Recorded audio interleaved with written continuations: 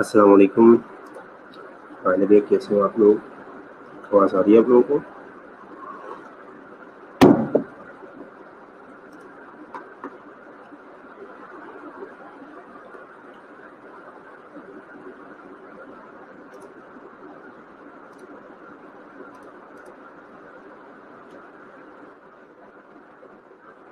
Finally आवाज़ आ रही है आप लोगों को?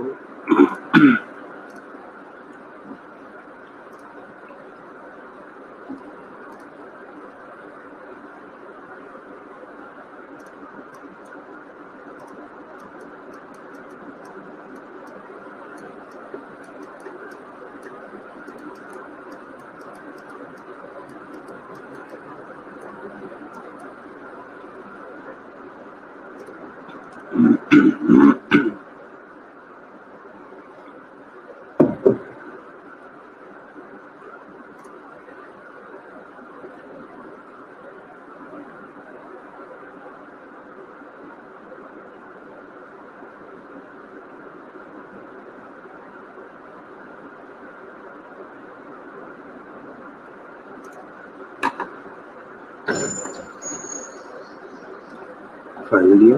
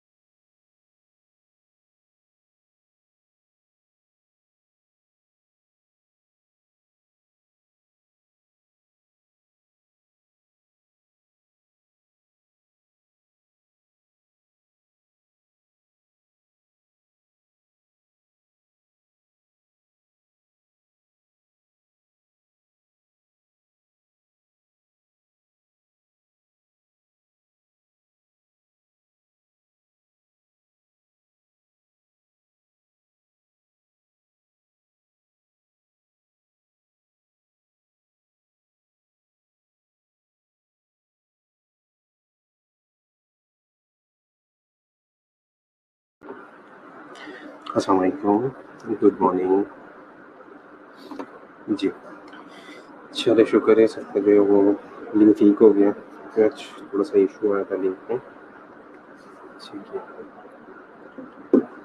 ओके, लास्ट लेक्चर में किसी बच्चे का कोई क्वेश्चन हो तो पूछो। लास्ट लेक्चर में किसी भी बच्चे का कोई भी क्वेश्चन हो तो काइंडली पूछो। फिर हम आगे चलते हैं। आज नया यूनिट स्टार्ट करेंगे। आप में से कुछ बच्चों ने कहा था कि वेंटिलेटर हमने पढ़ना है, सो वेंटिलेटर पढ़ लेते हैं, ठीक है। और वेंटिलेटर की बात हमारे मेजर में से एक दो चीज़ें रहती हैं, बाकी सारे माइनर रहते हैं, इतने ज़्यादा नहीं है। 2-3 चैप्टर्स फिर माइनर रहते हैं, बाकी एक मेजर है, थोड़ा सा कॉम्प्लिकेटेड एक चैप्टर रहता है, हीमोडायनामिक मॉनिटरिंग, हीमोडायनामिक्स रहता है, थोड़ा सा वो कॉम्प्लिकेटेड है।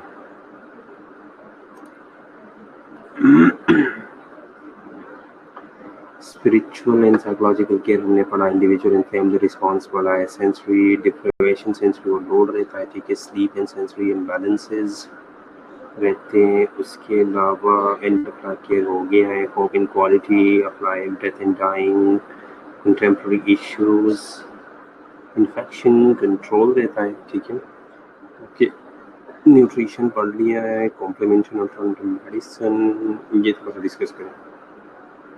मेजर जो रहता है, डिजास्टर भी हो गया, इमरजेंसी भी हो गया है, ठीक है, कोड मैनेजमेंट भी पढ़ लिया जो कि सबसे मेजर था, शॉक भी पढ़ लिया है, ठीक है, पॉइजनिंग, इंट्रा ओवरडोज पढ़ लेंगे, ट्रॉमा भी हो गया है, ठीक है, हेमरेज भी हो गया है।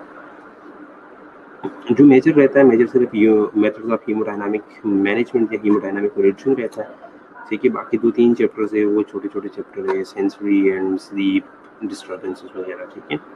सो ऑलमोस्ट फिर हमारा कोर्स जो है वो कवर है। कोड मैनेजमेंट एंड हो गया था, शायद एंड नहीं हुआ था, उसमें कुछ रहता था। चलो एक दफा देख लो, अगर उसमें कुछ रहता है तो लग रहा है वो एंड हो गया है। आई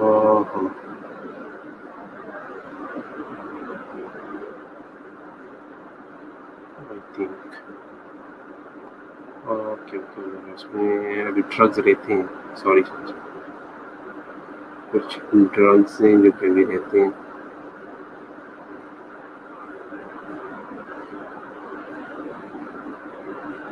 ओके, मेडिसिन रहती है, उसके एक शॉर्ट ओवरव्यू देते हैं। अभी नहीं हुआ, देख कर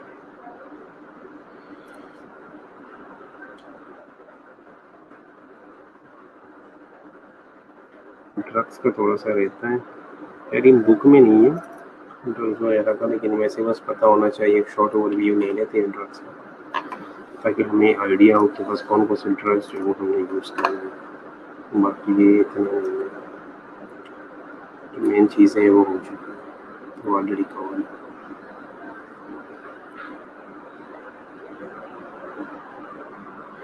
ड्रग्स वैसे भी ऑलरेडी आप लोगों ने पढ़े भी है, आप लोगों को पता भी होगा, बस सिर्फ ये कि एक शॉर्ट ओवरव्यू ले लेंगे हम, वो सिर्फ ये बता दूंगा कि कौन कौन से ड्रग्स जो है वो इसमें यूज़ हो रहे हैं, ठीक है।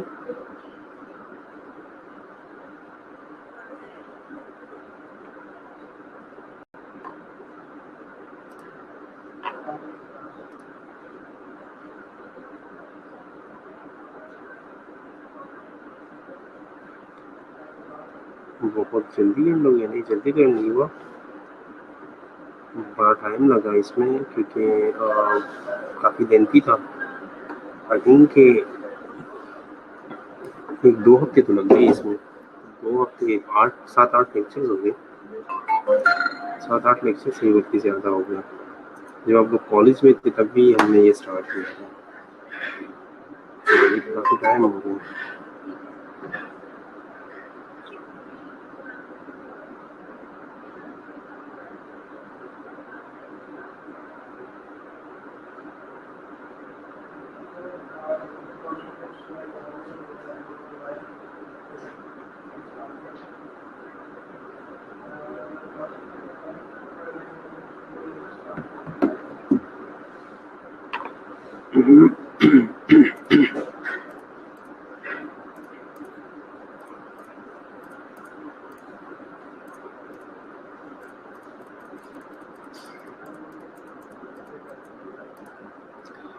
तो ACLS हम पढ़ रहे थे। ACLS में मैंने आप लोगों को कहा था कि ACLS और BLS में फ़र्क क्या है। जो मेन डिफरेंस है वो यही था कि इसमें हम ड्रग्स वगैरह यूज़ करते हैं, इसमें हम जो एडवांस टेक्नोलॉजी है वो चीज़ें हम इसमें यूज़ करते हैं, इसलिए हम इसे जो है वो एडवांस कार्डियक लाइफ सपोर्ट है या advance cardio vascular life support से हम इसे कहते हैं।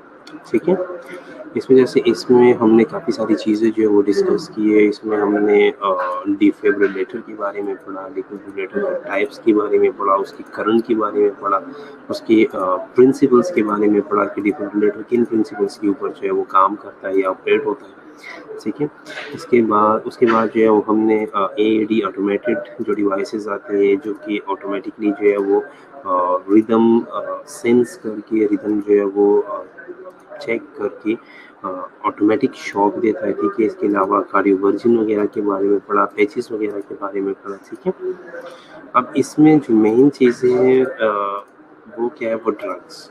ठीक है, कि इसमें हम कौन कौन से ड्रग्स जो है वो यूज़ करते हैं, डिफरेंट ड्रग्स उसमें यूज होते हैं। ड्रग्स का एक शॉर्ट ओवरव्यू हम आज ले लेते हैं। अब ये इतना ज़्यादा है कि वहाँ तक पहुँचने में इसे काफ़ी टाइम लग जाए। More than above I think above 100 slides.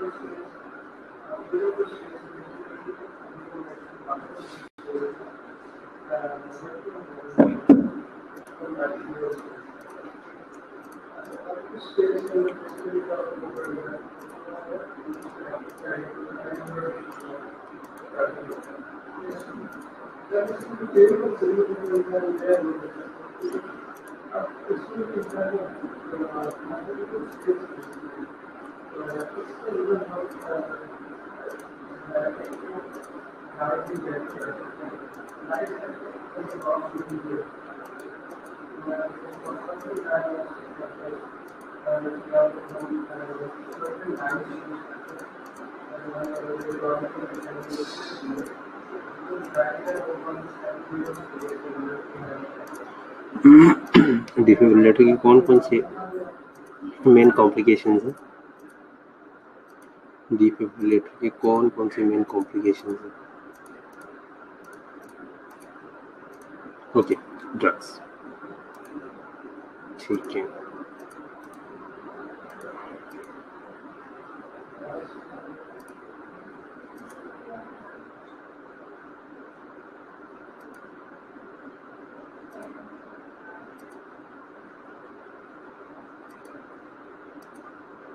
नहीं कोई नहीं है। आज वो शॉर्ट ओवरव्यू ये ओवरव्यू ऑफ मेडिकेशंस। ठीक है, सो फर्स्ट ड्रग जो हम ALS या BLS प्रोटोकॉल्स में यूज़ करते हैं, ठीक है, वो क्या है, वो है एपिनेफ्रिन। ठीक है, ये क्या हो रहा है,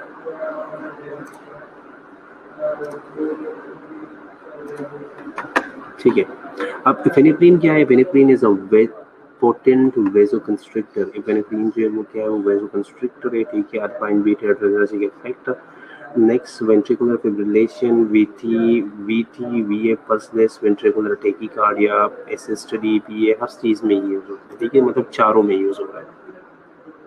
इसके अलावा इसका जो डोज है वो कितना है, 1 mg IV पुश हम देते हैं every 3 to 5 minute. Can also be given via intraosseous और ETT के थ्रू भी दे सकते हैं, इंट्राओशियस भी दे सकती है। ठीक है, ETT के थ्रू अगर देना है तो 2 to 2.5 mg जो है वो डाइल्यूट करते हैं हम 19 ml अपना सलाइन या स्टरल वाटर में। ठीक है, continuous infusion begin at 1 microgram per minute 1 ml into 50 and 500 ml आप दी।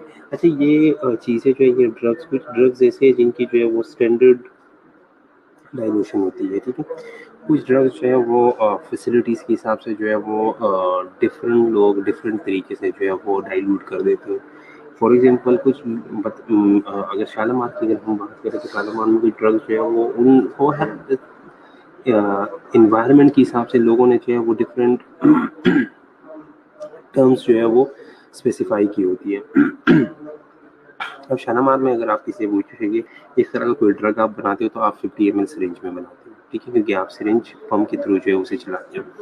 उसमें भी आप ये पूछते हो, या सीनियर हमें बताती है भाई आपने सिंगल स्ट्रेंथ बनाना है या डबल स्ट्रेंथ बनाना है। सिंगल स्ट्रेंथ का मतलब ये है कि 1 एम्प्यूल डालते हैं, डबल स्ट्रेंथ में 2 एम्प्यूल डालते हैं, ठीक है। हाँ, अब कुछ जगह ऐसे है जो कि वो लोग 100 में बना लेते हैं, ठीक है, उनका कोई कंसेप्ट नहीं होता कि सिंगल बनाना है डबल बनाना है। कुछ लोग जो है वो माइक्रोग्राम्स के हिसाब से बना रहे हैं, ठीक है, कुछ लोग जो है वो mg के हिसाब से बनाते हैं, ठीक है।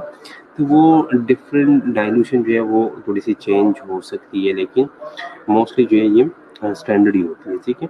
सो एपिनेफ्रिन जो है ये पोटेंट वेजोकंस्ट्रिक्टर है जो कि हम VTVF, SSPP सब में यूज़ कर रहे हैं, ठीक है। 1 mg जो है हम इसका पुश दे सकते हैं। इसके अलावा जो है वो हम ETT के थ्रू भी दे सकते हैं, इसको जो है वो हम इंट्राओशियस भी दे सकते हैं और इन्फ्यूजन में भी दे सकते हैं, ठीक है। Vasopressin non adrenergic vasopressor alternative to epinephrine. Epinephrine की जितनी भी अल्टरनेटिव मेडिसिन यूज़ हो रही हैं, ठीक है, हाई डोजेज हैं, लेकिन एपिनेफ्रिन की तरह जो है ये इफेक्टिव भी होती है। 1 टाइम डोज हम इसका देते हैं, 40 यूनिट जो है वो IV देती है, ठीक है, VF और पल्स स्वीटी के लिए, ठीक है। ETT के थ्रू भी दे सकते हैं। इसके अलावा जो है वो एट्रोपिन है। एट्रोपिन जो है वो वेगल टोन को डिक्रीज कर रहा है, ठीक है, सिम्प्टोमेटिक ब्रेडिकार्डिया करवा रहा है, ठीक है। इसके अलावा इसका डोज भी आप लोगों के सामने है कि 0.5 mg जो है वो हर 3 से 5 मिनट बाद जो है वो IV पुश दे सकते हो। मैक्सिमम जो है वो आप 3 mg तक जो है वो आप जा सकते हो, ठीक है। सेम वही है, ठीक है, कि एटीट्यूड के थ्रू जो है ये आप दे सकते हो, ठीक है। 10 ml नॉर्मल सलाइन या स्टर्ल वाटर में जो है वो 2 to 3 mg डालना है, ठीक है। External pacemaker on stand by. जब भी आपने एट्रोपिन देना हो, ठीक है, तो एक्सटर्नल पेसमेकर जो है वो आपने स्टैंड बाय पे रखना है, ठीक है।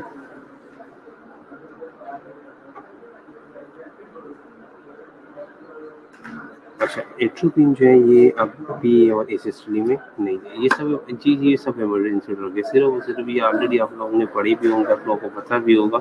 बस सिर्फ ये है कि एक शॉर्ट ओवरव्यू, आपको सिर्फ ये पता चल जाए कि कौन कौन से ड्रग जो है वो हमें CNS में दे रही है, ठीक है। बाकी आप लोग इन डिटेल्स पढ़ लें, ठीक है। इन डिटेल्स अगर किसी ने पढ़ना है डोजेस के बारे में या स्पेसिफिकेशन के बारे में तो वो आप इन डेप्थ जो है वो आप लोग पढ़ सकते हैं, वो कोई इशू नहीं है, ठीक है। इन डेप्थ आप लोग फिर पढ़ लें, लेकिन ये है कि सिर्फ एक शॉर्ट ओवरव्यू में दे रहा हूँ, ठीक है, कि कौन कौन से ड्रग जो है वो यूज़ कर सकते हैं।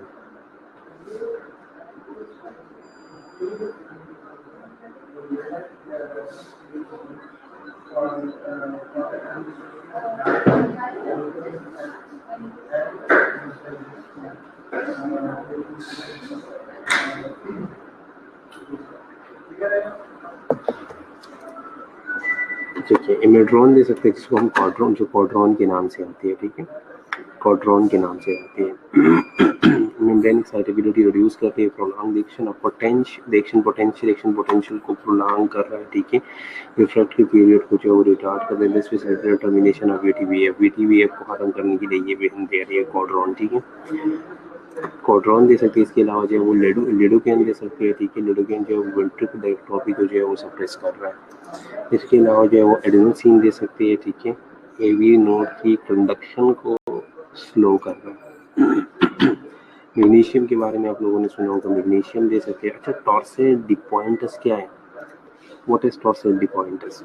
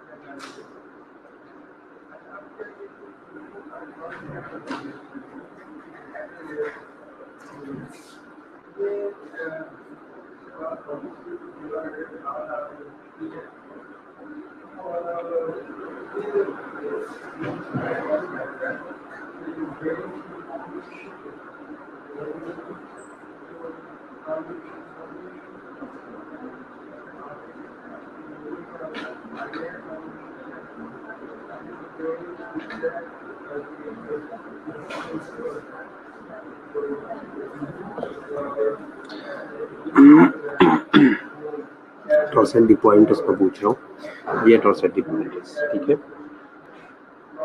The QRS complex seem to spiral around the isoelectric line। जो isoelectric line है ना, आपको ऐसे लगेगा जैसे QRS complex जो है इससे स्पाइरल जो है वो मूव कर रहा है, ठीक है। उसे हम टॉर्सल डिपॉइंटस कहते हैं, टॉर्सल डिपॉइंटस।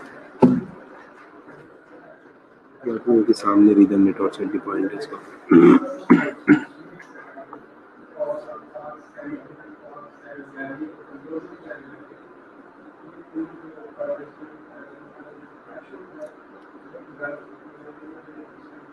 मैंने आप लोगों को लास्ट सेशन में बताया भी था कि ये ड्रग इंड्यूस जो लोग ड्रग्स देते हैं, जो लोग अल्कोहलिक होते हैं, जिनका सीरम पोटाशियम, सीरम मैग्नीशियम जो है वो लो होता है, या जो लोग डायरिया की वजह से प्रोलॉन्ग डायरिया वगैरह के पेशेंट्स होते हैं, उनमें ये रिदम जो है ये कॉमन है।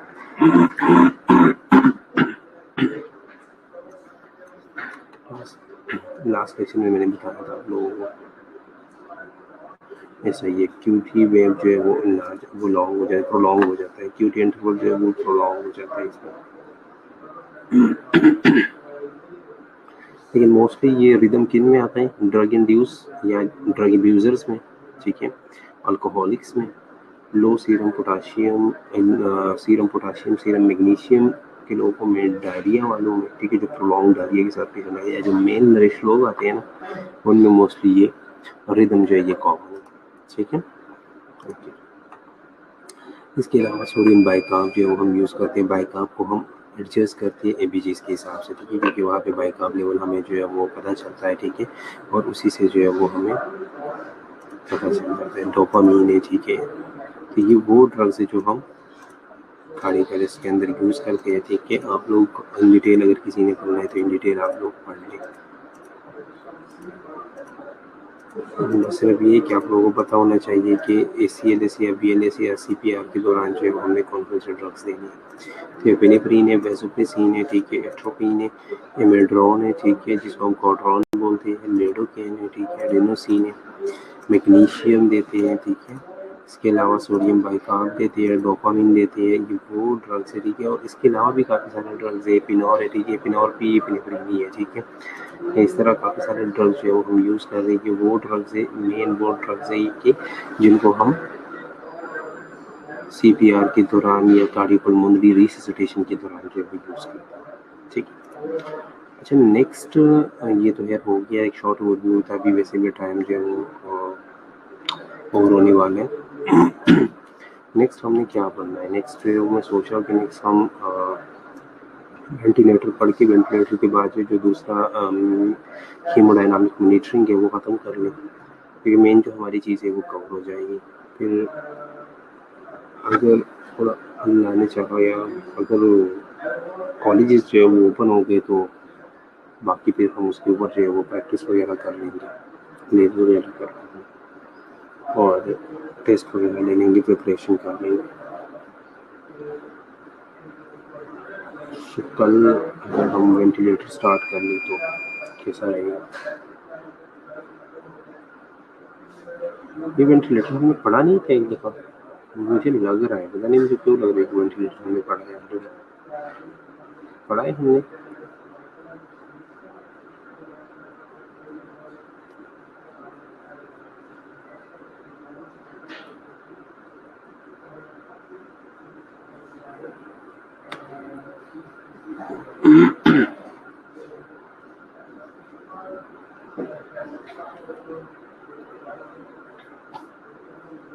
वेंटिलेटर का मुझे बता दे।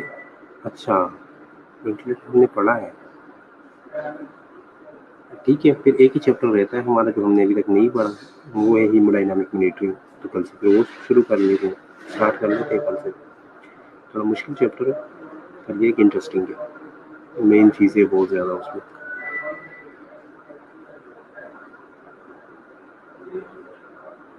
आर्टीरियल लाइन, CVP मॉनिटरिंग, ये सारी चीज़ें उसमें हैं और बड़ी अच्छी बड़े अच्छे तरीके से जो उसने एक्सप्लेन किया।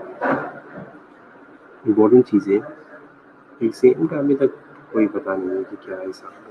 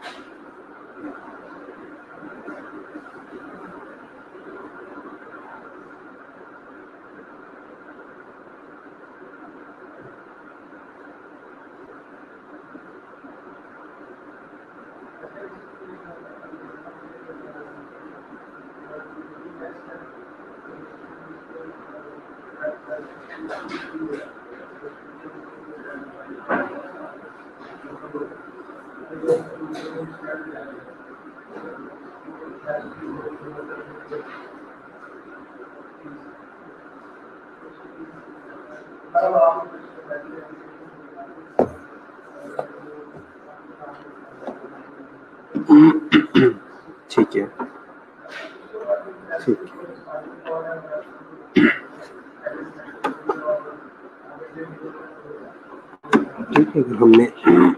अगर हमने वेंटिलेटर पढ़ा है तो फिर बस वही मेजर चैप्टर हो गया मेजर थर्मोडायनामिक मैनेजमेंट या थर्मोडायनामिक नेचर, फिर वही स्टार्ट करते हैं।